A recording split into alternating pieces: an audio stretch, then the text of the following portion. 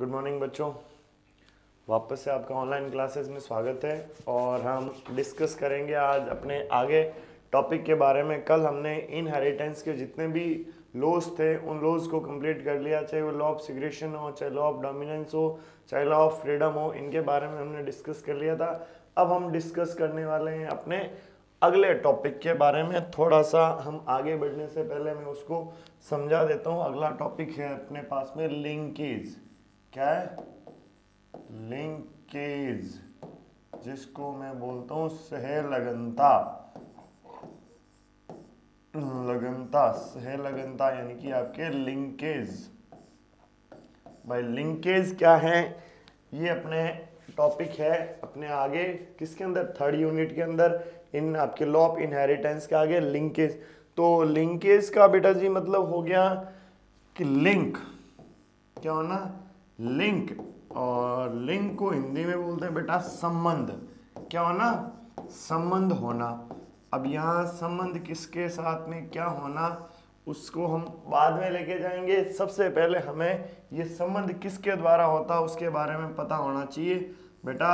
सहलगनता linkage किसे बोलते हैं? DNA is a genetical material. DNA क्या एक प्रकार का आपके जेनेटिकल मटेरियल है। क्या है? जेनेटिकल आपके मटेरियल है। अब ये जो डीएनए एक प्रकार का जेनेटिकल मटेरियल है, ये आपकी किसको, कैरेक्टर को यानी कि लक्षणों को F1 जनरेशन से कौन सी जनरेशन में लेके जाता है?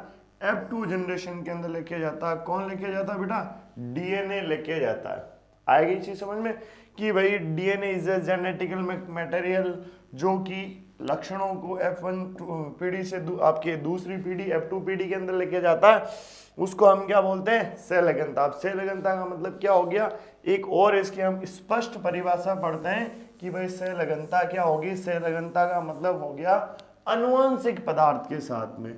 अनुवांशिक पदार्थ कौन सा है? डीएनए। किसके साथ में? अनुवांशिक पदार्थ के साथ में। बेटा अपने पास में अनुवांशिक पदार्थ है डीएनए। कौन सा है? डीएनए। हमने बोला अनुवांशिक पदार्थ के साथ में रहते कौन है? दो चीज रहते हैं, एक तो क्रोमोसोम, एक तो क्रोमोसोम और दूसरा रहता है जीन। कौन रहता? क्रोमोसोम और जीन, यानी कि गुणसूत्र और जीन, ये दोनों डीएनए के साथ में रहते हैं। अब एक यानी कि अनुवांशिक पदार्थ के साथ में किनका? गुणसूत्र एवं जीन का कैसे साथ साथ में F1 जनरेशन से F2 जनरेशन के अंदर क्या हो जाना बेटा जी? ट्रांसफर हो जाना। क्या हो जाना? आपके ट्रांसफर हो जाना ही क्या कहलाता है? सहलगनता। यानी कि अनुवांशिक पदार्थ के साथ में, अनुवांशिक पदार्थ कौन है? डीएनए। डीएनए के साथ में किसका? क्रोमोसोम और जीन का एक साथ में ट्रांसफर होना क्या कहलाता? सहलगनता कहलाता। साथ साथ में जाना सहलगनता कहलाता। अब अपने पास में आता बेटा, यहाँ यही क्लियर कर लेते हैं। कुछ जीन होते हैं जो सहलग्न जीन होंगे, कुछ जीन होते हैं जो असंलग्न जीन होते हैं। कहने का मतलब हो गया दो कंडीशन आएगी कि कई बार तो बेटा जीन और गुणसूत्र साथ में जाएंगे। जैसे फॉर एग्जांपल मैं एक डायग्राम से हम उसी की बात करते हैं कि मैंने बोल दिया एक प्रकार का मेरे पास में ये डीएनए है। इस डीएनए के फॉर्मेशन के अंदर मैंने क्या मान लिया कि यहाँ मेरे पास में ये आपके क्रोमोसोम का फंक्शन है। अब ये जो क्रोमोसोम है, इस क्रोमोसोम के अंदर ये जीन का पेड़ लगा, ये जीन का पेड़ लगा। अब ये डीएनए किसके अंदर है? F1 जनरेशन के अंदर है। ये डीएनए कौन सी जनरेशन के अंदर जाएगा? जब ये F2 जनरेशन के अंदर जाएगा तो होगा क्या कि ये जो कौन है, ये आपके पास में जो जीन है, ये जीन और ये आपका क्या है? क्रोमोसोम। हमें पता है ये जब साथ साथ में जाएंगे। अब देखो यहाँ साथ में नहीं, ये दोनों क्या अलग अलग है। यानी क्रोमोसोम का आपके जीन का भी अलग सेक्टर बना हुआ है, क्रोमोसोम का भी अलग सेक्टर बना हुआ। तो जो जीन एक साथ में नहीं जाते हैं उसको बोलते हैं असंलग्न जीन। और जो साथ में का मतलब हो गया कि इस घोड़े के अंदर यदि दोनों कनेक्टेड है उसको हम बोलते हैं संलग्न जीन। यानी कई देखो, परंतु वो डीएनए से बाहर नहीं जाएंगे, ये जरूर याद रखना कि वो कभी भी डीएनए से बाहर नहीं निकलते, या तो दोनों चिपक कर जाएंगे, कौन, जीन और गुणसूत्र, और या जीन और गुणसूत्र दोनों क्या करेंगे, अलग अलग जाएंगे, उसको हम संलग्न और असंलग्न बोल सकते हैं। अब भाई अपने पास में अगला क्वेश्चन या पुटअप होता है संलग्नता की थ्योरी क्या है। संलग्नता जैसे अपने किसने दी थी, ये जरूर याद रखना, संलग्नता देने वाले साइंटिस्ट थे टी.एच. मॉर्गन। कौन थे, एक साइंटिस्ट थे जिनका नाम था टी.एच. मॉर्गन। आपके टी.एच. मॉर्गन एक साइंटिस्ट थे जिन्होंने किसकी, लिंकेज की थ्योरी दी। किसकी, लिंकेज की थ्योरी दी। लिंकेज की थ्योरी का मतलब इन्होंने किसको समझाया, संलग्नता को समझाया। अब संलग्नता को समझाने के लिए इन्होंने एक फल मक्खी को काम में लिया जिसका नाम था ड्रोसोफिला मेलनोगैस्टर, यानी कि ड्रोसोफिला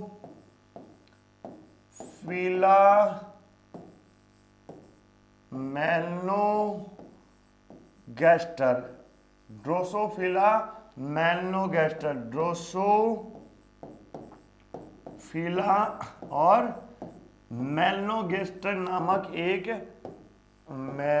मेलनोगैस्टर, आपके मेलनोगैस्टर, इस इन्होंने फल मक्खी को काम में लिया। इसके ऊपर इन्होंने काम करते हुए उन्होंने आगे अपनी एक थ्योरी दी जिसको जाना जाता है लिंकेज रिलेशन विथ रिकमाउंड। क्या थ्योरी क्या थी इनकी, आपके लिंकेज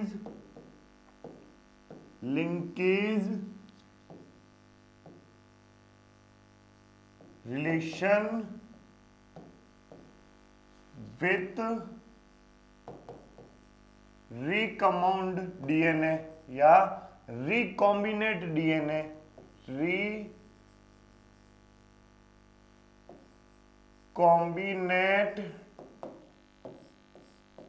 रिकॉम्बिनेट फंक्शन बोल सकते हो। कहने का मतलब इस टॉपिक को ही हम पढ़ेंगे अलग से कि भाई किसका, संलग्नता और किसका आपके प्रभाव, संलग्नता और पुनर्योजन। संलग्नता और कौन है आपके पास में, योजन। संलग्नता और कौन है, पुनर्योजन। या अब संलग्नता क्या है भाई, देखो 2-3 इसमें थ्योरी आती है कि संलग्नता और पुनर्योजन के अंदर सबसे पहले अपने को यह समझना होगा कि किसने, टी.एच. मॉर्गन ने क्या बोला भाई, टी.एच. मॉर्गन ने बोला कि जब कौन, दो जीन पास पास में रहते हैं, जैसे मैंने एक सेक्टर बनाया बड़ा सा, यहाँ ए मैंने मान लिया, ये आपका कौन है, बी है, और ये कौन सा, सी। जब दो जीन पास पास में, देखो लिंकेज का मतलब क्या है, लिंक। लिंकेज का मतलब क्या है, लिंक। और लिंक का मतलब हो गया संबंध। और संबंध किससे बनते हैं, जो पास में होते हैं। संबंध भी बेटा कई तरह के होते हैं, सही संबंध की बात कर रहा हूं मैं। यानी कि लिंकेज का मतलब हो गया पास पास में लिंकेज संबंध रखना। अब यहाँ ये जीन है, क्या है आपके पास में, ये जीन है। जब दो जीन पास पास में हो तो वहां क्या बढ़ने वाली है, संलग्नता बढ़ने वाली है। यानी कि यहाँ क्या बढ़ेगी, संलग्नता यहाँ पर बढ़ती है। क्या बढ़ने वाली, संलग्नता बढ़ती है। और यहाँ घट कौन रहा, पुनर्योजन। यहाँ कोई भी इनका आपस में कांटेक्ट अब नहीं हो रहा। इट मीन्स यहाँ आपके पास में पुनर्योजन बढ़ रहा है। पुनर्योजन बढ़ना पहली कंडीशन में तो ये होगी कि भाई दो जीन जब पास पास में है, संलग्नता बढ़ रही है, दोनों में मिलाप हो रहा, तो ये तीसरे शब्द की दूरी बना दी, किससे, पुनर्योजन से। यानी कि अपने पास में कोई नया सेक्टर नहीं बन रहा, तीसरा कोई भी घर नहीं ढूंढ रहा। फिर हमने क्या बोला कि दूसरी कंडीशन के अंदर भाई इनमें लड़ाई होगी, किसके अंदर, इन दोनों जीन के अंदर। ए से दूरियां किसने बना ली, बी ने। तो ये बी से दूरियां बनाते इसने किससे नजदीकियां बना ली, सी से। तो जैसे ही इनकी दूरियां बढ़ी, किसकी, ए और बी की दूरी बढ़ती है, ए और बी की दूरी बढ़ती है तो सिंपल सी चीज है, कौन बढ़ आपकी घटती है, सहलगनता घटती है, उनकी सहलगनता या आपके घटेगी, यानी कि लिंकेज क्या होता है, कम होता है। और यहाँ बढ़ता कौन है, पुनर्योगज, यानी कि यहाँ पर अब इनका पुनर्योगज का मतलब नया संबंध जुड़ेगा, पुनर्योजन का मतलब नया बनना, तो यहाँ इनका नया संबंध किससे बन रहा, बी और सी से। यहाँ इतना ही अपना देखो लिंक संबंध में याद रखना कि जहां अपने पास में दो जीनों के मध्य दूरी कम होगी तो सहलगनता बढ़ेगी, यानी कि डिस्टेंस दो जीन के मध्य जितना कम होगा उतना ही लिंकेज बढ़ने वाला और रिकॉम्बिनेट घटने वाला है। और सेकंड हमने क्या किया कि भाई अपने पास में यदि आपके पास में क्या हो, इन ए और बी के बीच में डिस्टेंस ज्यादा, ए और बी का मतलब दो जीन के बीच में यदि डिस्टेंस ज्यादा क्रिएट हो रहा तो उस कंडीशन के अंदर हम करेंगे क्या कि भाई ये फंक्शन आने वाला। आगे बेटा जी समझ में, तो ये अपनी होगी एक थ्योरी, यानी कि अब उन्होंने आगे एक और इसके ऊपर फंक्शन दिया कि भाई ये जो सहलगनता है, यानी कि ये जो लिंकेज है ये सहलगनता किसको फॉलो नहीं करती है, सहलगनता द्विसंकरण क्रॉस को फॉलो नहीं करती है। कौन से क्रॉस को फॉलो नहीं करती है, द्विसंकरण क्रॉस। अब देखो द्विसंकरण क्रॉस को फॉलो करने का मतलब क्या हो गया कि यहाँ भाई मैंने सहलगनता के दौरान इन्होंने एक एक्सपेरिमेंट किया जहां इन्होंने 4 एलील काम में लिए, सॉरी चार के बजाय मैं बोलता हूं कि 2 जोड़े, कितने जोड़े काम में लिए इन्होंने, 2 जोड़े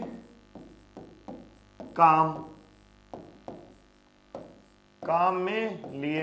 अब ये 2 जोड़े, जैसे फॉर एग्जांपल मैंने बोल दिया कि कोई लाल आंखों का था, कोई सफेद आंखों का था, तो कोई किसी की स्किन भूरी की, जैसे फॉर एग्जांपल मैंने मान लिया, एक एग्जांपल देता हूं, मेरी स्किन तो कैसी है ब्राउन, परंतु मेरी आंखें कैसी है वाइट।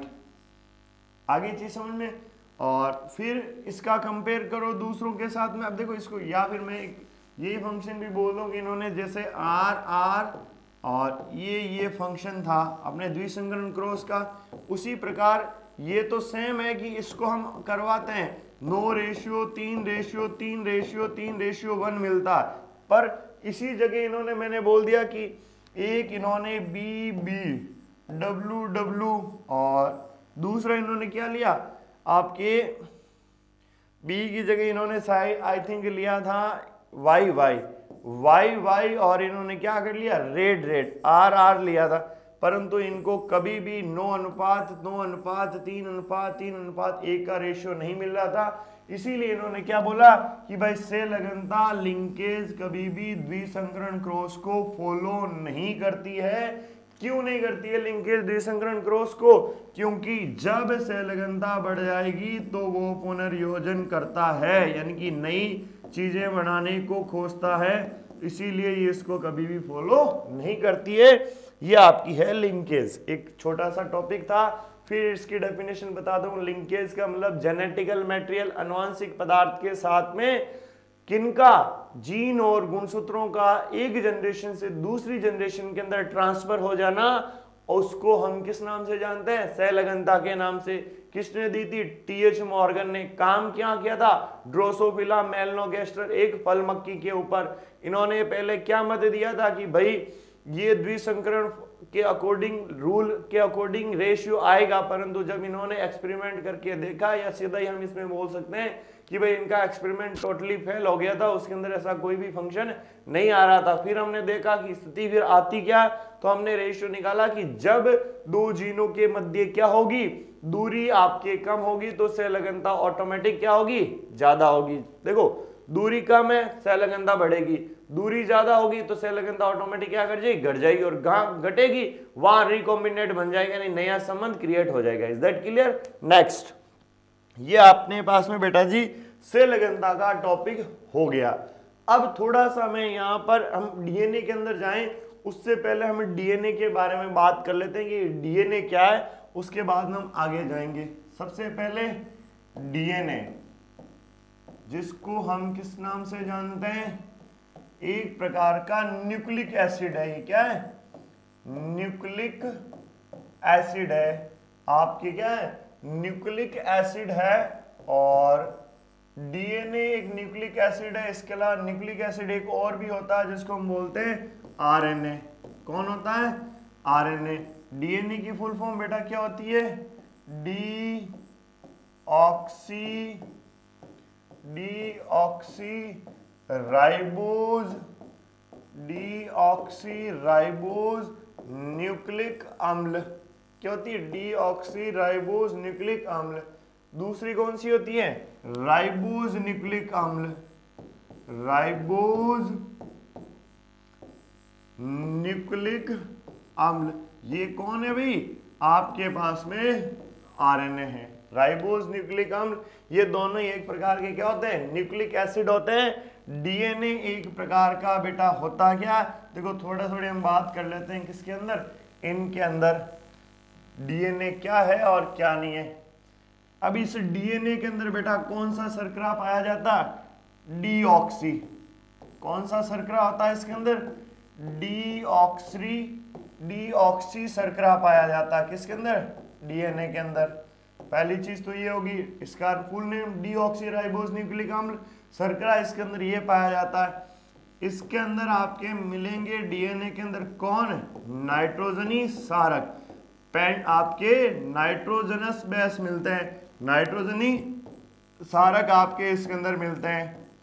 और तीसरी चीज इसके अंदर क्या होती है कि भाई डीएनए के अंदर एक सबसे बड़ा गुण है, वो क्या है, प्रतिकृतिकरण। यानी कि प्रतिकृतिकरण का मतलब हो गया ये फोटोकॉपी निकालने में सबसे अव्वल होता है। फिर उसके अंदर बाद में बात करते हैं कि भाई जो डीएनए है, डीएनए एक प्रकार का आनुवांशिक वाहक है, जेनेटिकल ट्रांसफॉर्मर। डीएनए एक प्रकार का क्या होता है, आनुवांशिक वाहक होता है।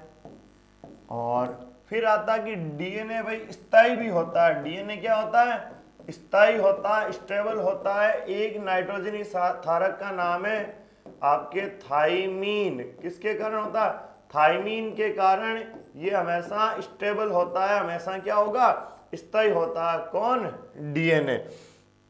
और उसके बाद में जो आपका डीएनए है, ये डीएनए आपके किसके अंदर रहता है, जीवाणुओं के अंदर भी आपको डीएनए मिल जाता है, वायरस के अंदर भी आपको डीएनए मिल जाता है, और मानव के अंदर भी आपको कौन मिल जाएगा, डीएनए मिल जाता है। और ये डीएनए किसको धारण करता है, जीन को भी धारण करता है, और किसको धारण करता है, गुणसूत्र को भी क्या करता है, धारण करता है।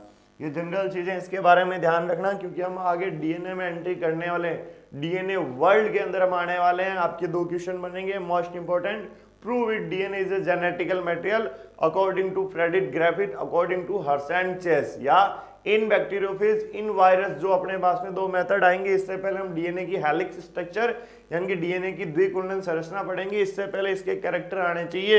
डीऑक्सीराइबोज न्यूक्लिक फुल आपके फुल फॉर्म होती है डीऑक्सी शर्करा, इसके अंदर प्रेजेंट होती है। नाइट्रोजनस बेस इसके अंदर प्रेजेंट रहते हैं।